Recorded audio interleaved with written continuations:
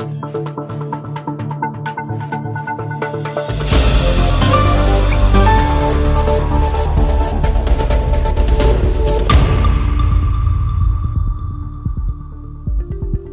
ritrovati dalla redazione. Un incendio è scoppiato nel pomeriggio di ieri a Gorizia. A prendere fuoco è stata una casetta in via Lungo Isonzo, Argentina 31.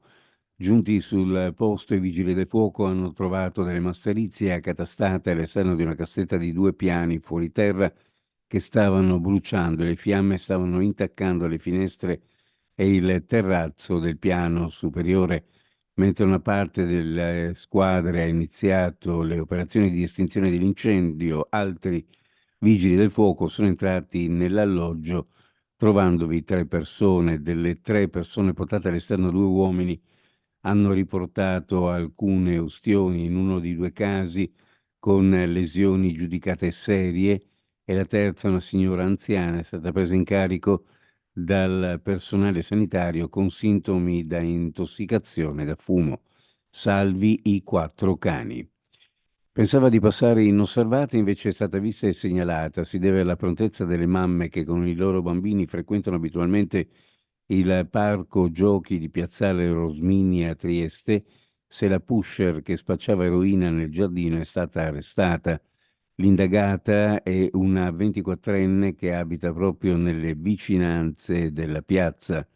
La giovane originaria di Udine, ma residente da anni a Trieste, è stata fermata dalla polizia locale.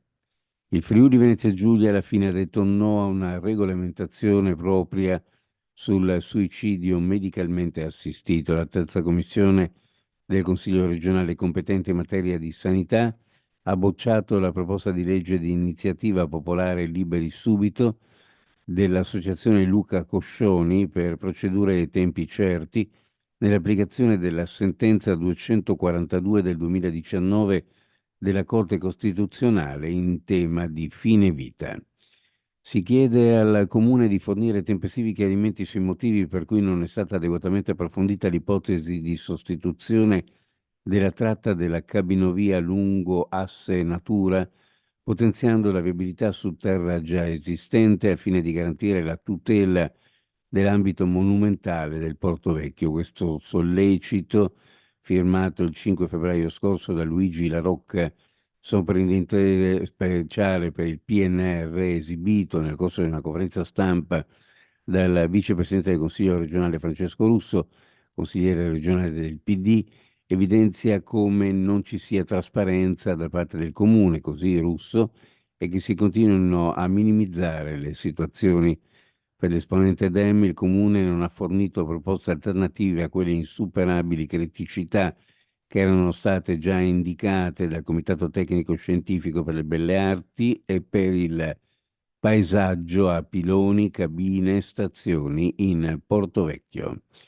Uno sguardo alle previsioni meteorologiche per la giornata: cielo da nuvoloso coperto, possibili precipitazioni sparse da deboli a moderate che interesseranno in particolare la fascia occidentale della regione al confine con il Veneto, dove localmente potranno essere anche abbondanti, quota neve intorno ai 2000-2200 metri circa.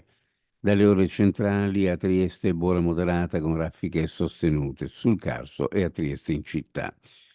Temperature minime in pianura fra 11 e 14 gradi per quanto riguarda le massime fra 19 e 22, sulla costa minime fra 12 e 15, le massime fra 20 e 22 gradi centigradi. Previsioni a cura di ARPA FVG Meteo. Ed è tutto per il momento con l'informazione. Grazie per averci seguito. A più tardi.